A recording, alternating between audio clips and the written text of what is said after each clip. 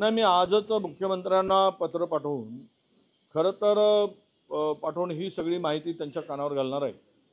अजित पवार हे ओबीसीशी का दुजाभाव करतात याचं उत्तर आम्हाला मिळत नाही, कारण त्यांच्या फायनान्स विभागाकडे ती फाईल गेले कित्येक दिवस पडून आहे।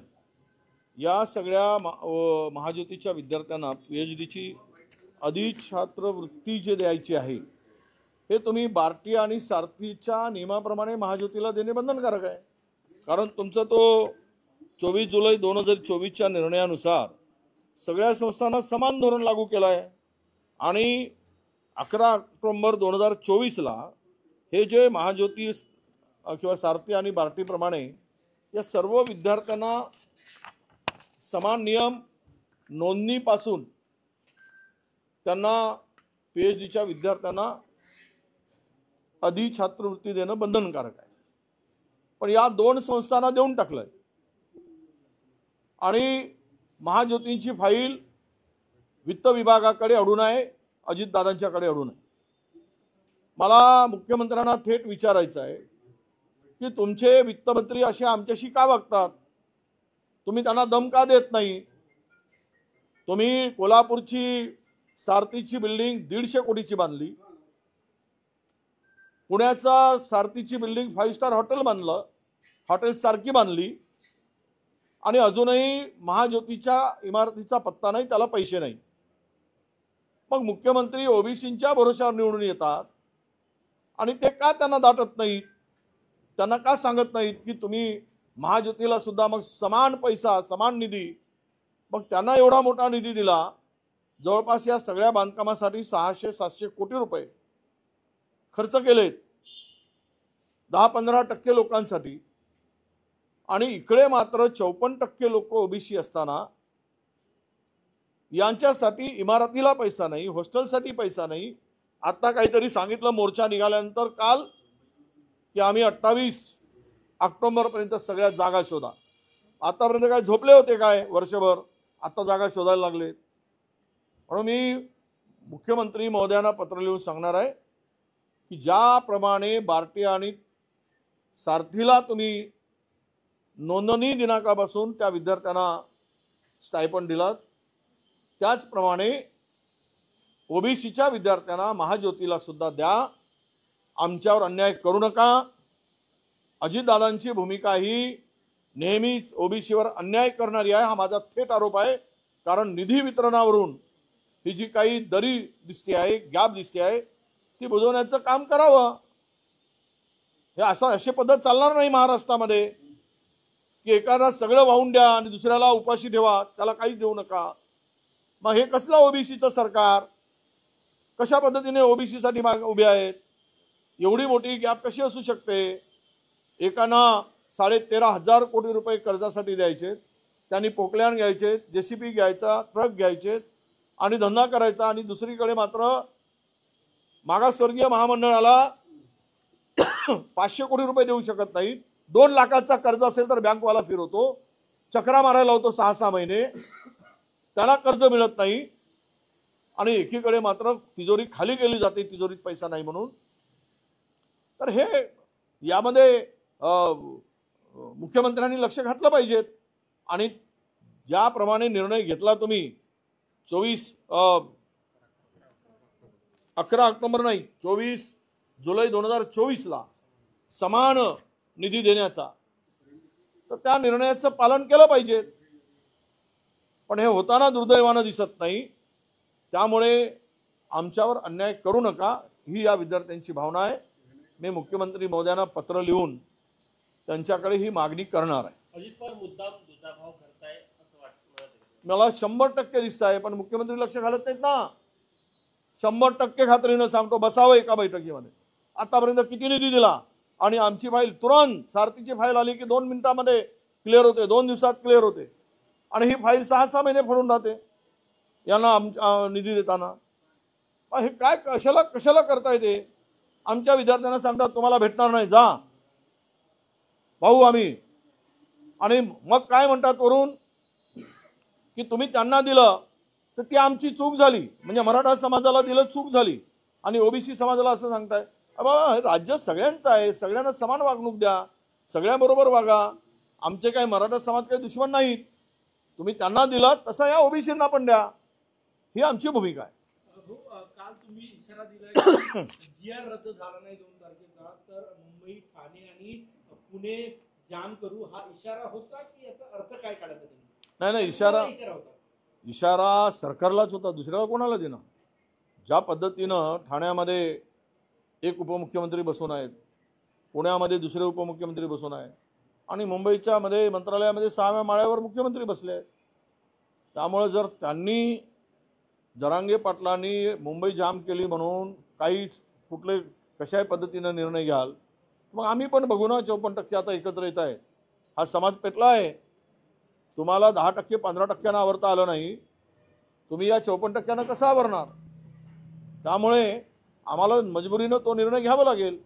हा इशारा आहे आणि सत्यामध्ये आम्ही लवकरच करूनही दाखवू जर जीआर रद्द झाला नाही तर. 14 सप्टेंबरला महाविकास आघाडीचे नेते मुख्य निवडणूक आयुक्तांना भेटणार आहे, त्यात राज ठाकरे देखील सोबत असणार आहे. काय समजायचं, काँग्रेस राज ठाकरेच्या महायुतीमध्ये सहभागाला समर्थन समजायचं? बघा, ज्या पद्धतीनं निवडणूक आयोगांची बेईमानी चालली आहे, मतदार याद्यामधला घोळ आहे, पारदर्शकता राहिली नाही आणि अशासाठी जर सर्वपक्षीय मंडळी आम्ही भेटत असू त्यात तर गैर काय आहे? राज ठाकरे काही महाराष्ट्राच्या बाहेरचे आहेत असं नाही, त्यांचाही पक्ष आहे आणि राहायला तुमच्या मनातलं जे काही असेल आघाडीचा वगैरे ते पुढे ठरेल. ते काय अद्याप अजून काही संपलेलं नाही, विषय संपलेला नाही. आम्ही सगळे बसून महाविकास आघाडीचे लोक बसून निर्णय घेऊ आणि कोणी जर येत असेल सोबत तर त्यामध्ये हायकमांडला कानावर घातलं जाईल आणि हायकमांडची तयारी असेल त्यांच्याशी चर्चा करून तो निर्णय आम्ही घेऊ. तुम्ही म्हटलं विषय संपला नाही मनसेला महाविकास आघाडीत घेण्याचा, याचा अर्थ असा होता की विषय सुरू झाला, स्कोप आहे त्यांना घेण्यात, हायकमांड चर्चा करून? बघा, स्कोप म्हणण्यापेक्षा त्यांची तयारी काय आहे ते काँग्रेसमध्ये असलेल्या महाविकास आघाडीमध्ये येत आहेत की उद्धवजी बरोबर जात आहेत, हे त्यांच्याही मनात काय आहे तेही कळलं पाहिजे ना. आम्हीच म्हणू, पण त्यांनी जर दोन भावांनी काही वेगळा चर्चा केली असेल तर मग त्याला आमच्यापाशी कुठलं उत्तर असणार? म्हणून या तीनही दोघाही नेत्यांचं मत आणि आमच्या हायकमांडचं मत हे एकत्र बसून ठरलं की निर्णय या दिशेनं जायचा की त्या दिशेनं जायचा, त्यावेळेस तो निर्णय होईल. ही सगळी बैठक होत असताना आज मात्र राज ठाकरे मुख्यमंत्र्यांसोबत एका चित्रपटाच्या ट्रेलरच्या निमित्तानं एकत्रित येत आहे. तुमच्याशी चर्चा सुरू आहे, मुख्यमंत्र्यांशी पण एकत्रित? नाही, याला आता म्हणजे काय, हे एकमेकाचे दुश्मन आहेत काय? बाजूला पिस्तूल घेऊनच गेले पाहिजेत एकमेकाला भेटायला, असं थोडं होतं आहे. काही कार्यक्रमानिमित्त नेते एकत्र येतात, बऱ्याच वेळा येतात, आम्ही येतो एकत्र. त्यामुळे याचा अर्थ काही चुकीचा लावण्याला मला योग्य वाटत नाही. भेटू शकतात, काही कार्यक्रमानिमित्त एकत्र येऊ शकतात. ते काही पक्षीय कार्यक्रम नाही, तो पक्षाचा कार्यक्रम नाही. त्यामुळे यामध्ये फार चर्चा करण्याची आवश्यकता वाटत नाही. दिवाळीची खरेदी फक्त हिंदूंकडूनच करा असं आमदार संग्राम जगताप म्हटलेले आहे. मी ऐकलं आहे ते. आता अजित पवारांनी त्यांना नोटीस पाठवतो म्हणतायत. त्याच्या मानगुटीवर सध्या हिंदुत्वाचं भूत बसलेलं आहे आणि तो भूत सध्या त्याला वाटतं की मला पुढची माझी स्वप्न पूर्ण करतील, मला मग मंत्री करतील, मला मोठे खाती देतील, मला मुख्यमंत्री करतील, असा त्याचा गोड गैरसमज झालेला दिसतो हिंदुत्वाचा नारा देऊन. आणि अशा प्रकारे विष कालवण्याचं काम तो करतो आहे. राहतो राष्ट्रवादीमध्ये, भूमिका भाजपची मांडतो. यांच्यावर आम्ही कोर्टात जाणार आहोत. अशा वक्तव्यावर ज्यांनी संविधानाची शपथ घेऊन जी ओध घेतली त्यामध्ये कुणाशी वैरत्व ममत्वभाव असणार नाही अशी जी काही शपथ घेतली आणि त्याचा भंग होतो आहे, त्याच्या वक्तव्याविरुद्ध कोर्टात जाऊन याचं सदस्यत्व रद्द करा अशी मागणी आम्हाला करावी लागेल. आणि त्याची चर्चा आमची परवाच्या बैठकीमध्ये या विषयावर चर्चा आम्ही करू. आणि असे जे आग लावणारे आहेत समाजात, द्वेष निर्माण करणारे धर्मात आणि स्वतःचं कर्तृत्व शून्य असलेली ही मंडळी धर्माच्या नावावर काही करू पाहत आहे, त्याला कुठलाही बेस नसताना, तर अशा विरुद्ध न्यायालयामध्ये आम्हाला मागावं लागेल, न्याय मागावं लागेल की या माणसाला त्या आमदारच्या पदावर राहण्याचा अधिकार आहे का. सहकार मंत्र्यांनी काल दिलगिरी व्यक्त केली, परंतु ते पुरेसं आहे का की शेतकऱ्यांबद्दल असे शब्द वापरणं, त्यांनी राजीनामा द्यायला? ज्यांच्या पोटात जे आहे ते ओठात आलं. आबासाहेबांच्या पोटात जे होतं ते ओटात आलं. यावरूनच नियत काय आहे हे कळते शेतकऱ्याप्रती. उनकी नियती बुरी है. त्यामुळे आता माफी मागून काय उपयोग आहे. तुम्ही पहिल्यांदा हे करण्याची गरज होती का वक्तव्य. शेतकऱ्यांना दुःख मोठं आहे, त्यांच्या दुःखावर मीठ सोडण्याचं काम या मंत्र्यांनी केलेलं आहे. मीठ सोडलं आहे, अक्षरशः जखमीवर मीठ सोडलं आहे. आणि आज 15 दिवसामध्ये 81 शेतकरी आत्महत्या करतात. याची लाज वाटत नाही या मंत्र्याला, थोडी शरम वाटत नाही आपण काय बोलतो आहोत. आणि त्यांना संकटात सापडलेल्या माणसाला सात्वन करण्याऐवजी त्याला डिवचण्याचं काम, त्याचा अपमान करण्याचं काम जर मंत्री करत असेल तर माफी मागून काय उपयोग आहे. भाऊ, जयंत मुनी कल्याण रत्न यांनी म्हटलेलं आहे की एखाद दुसरा व्यक्ती गेला तर काय होतं, आम्ही डॉक्टरांना मानत नाही, डॉक्टर मूर्ख असतात आणि जयंत मुनीमुळेच देवेंद्र फडणवीस मुख्यमंत्री झाले असा दावा त्यांनी. त्याचं उत्तर देवेंद्रजींनी दिलं पाहिजे. कोणामुळे मुख्यमंत्री झाले. जैन मुनीमुळे झालेत देवेंद्रजी, साधू संतांमुळे झालेत, कोणामुळे झालेत, हे उत्तर जर CM कडून आलं तर मग आम्हाला बोलता येईल. कारण जैन मुनी जर म्हणत असतील की आमच्यामुळे मुख्यमंत्री झाले, त्यात किती तथ्य आहे याचा खुलासा मुख्यमंत्र्यांनी करावा. आणि नाहीतर त्यांनी शस्त्र घेण्याची भूमिका बाळगली आहे. आता जैन जर शस्त्र घ्यायला लागले तर त्याचे वाईट परिणाम होतात की चांगले परिणाम होतात, ते किती लोकांचा जीव घेतात शस्त्र घेऊन, हेही मुख्यमंत्र्यांनी सांगितलं पाहिजे. म्हणजे प्राण्यांच्या रक्षण करताना माणसाचा जीव घेण्याची भूमिका जैन मुनी जर बोलत असतील तर मला वाटतं की राज्यामध्ये काय धांदली चालली आहे. म्हणजे कुणाचा पायपोस कुणाच्या पायात नाही अशी जे काही भूमिका राज्यामध्ये आहे ते काय म्हणजे गोंधळ, सावळा गोंधळ ज्याला म्हणतो, गोंधळाची स्थिती सर्व पसरलेली आहे. आणि म्हणूनच अशा प्रकारचे प्रश्न उपस्थित केले जात आहेत. हो, निलेश घायवळवरून माझं राजकीय करिअर संपवण्याचा प्रयत्न केला जात असल्याचं योगेश कर्मांचं म्हणणं आहे. छोटी मोठी वादळ आली तरी पर्वत हलत नाही असं ते म्हणतात आणि मुख्यमंत्र्यांनी देखील त्यांची पाठराखण करायच लागणार. आता गुंडांना जर प्रमाणपत्र दिलं किंवा लायसन्स मिळालं तर कोणते मुख्यमंत्री समर्थन करतील. कोणीच करत नाही आतापर्यंत. त्यामुळे त्यांनी कोणाच्या इशाऱ्यावर दिलं तर तो एक मोठा माणूस कोण आहे, तो नगर जिल्ह्यातील आहे, तो सुद्धा एका मोठ्या खुर्चीवर बसलेला असं मी मानतो. त्याच्या म्हणण्यानुसार दिल्याची माहिती आहे. तर तो कोण आहे त्याचं नाव त्यांनी घ्यावं. जी काही त्यांनी ते आता प्रमाणपत्र त्याला लायसन्स मिळालंच नाही पिस्तूलचं, शस्त्र परवाना, तर मग ते मिळालं आहे तो डुप्लिकेट आहे का, त्यांनी बाळगलं कसं, आहेच त्याच्याकडे परवाना. पण त्यावर जी सही केली तर कोणाच्या म्हणण्यावर केली, त्याचं नाव घ्यायला हे का घाबरत आहेत योगेश कदम. नाव घेऊन मोकळं करावं, मग त्याच्या मागे आम्ही लागू. सुधीर मुनगंटीवार यांच्या दिल्लीच्या वाऱ्या वाढलेल्या आहे. अमित शहा सोबत सलग दुसरी भेट त्यांची होत आहे. कशा प्रकारे बघता नवीन राजकीय बदलाकडे. चर्चा आहे की केंद्रात संघटनेत जाण्याची चर्चा आहे जिल्ह्यातले.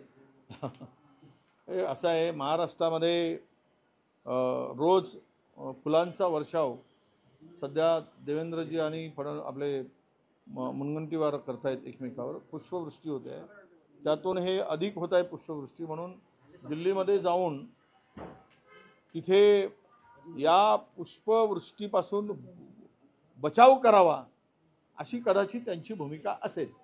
नव्या जुन्या आमदारांच्या मध्ये निधीचा जो घोळ झाला त्याबद्दल. नव्या आणि जुन्या आमदारांमध्ये निधीचा जो घोळ, निधी वाटपाचा जो घोळ, निधी मिळते का आमदारांना. निधी तर कुठलीच मिळत नाही. आता ज्या निधी जुन्या होत्या 2 वर्षापूर्वी दिलेल्या त्याच निधीचे कामं सुरू आहेत. नवीन तर कुठलाच निधी 1 रुपयाचा मिळाला आहे. आम्हाला देण्याचा प्रश्नच नाही, पण सत्ताधारी आमदाराला सुद्धा देण्यासाठी निधी नाही असे सत्ताधारी आमदार ओरडत आहेत. कारण आलेले पैसे लाडक्या बहिणीकडे चाललेत, उरलेले पैसे खाण्यात चाललेत, तर देण्यासाठी काय राहील अशी परिस्थिती आहे. उद्धव ठाकरेंच्या नेतृत्वात संभाजीनगरमध्ये 100गा मोर्चा निघणार आहे, सुरू झाला आहे. आणि एमआयएमने समर्थन दिलेलं आहे त्याला. नाही, जाय शेतकऱ्यांच्यासाठी ज्याला भावना चांगल्या आहेत तो देईल.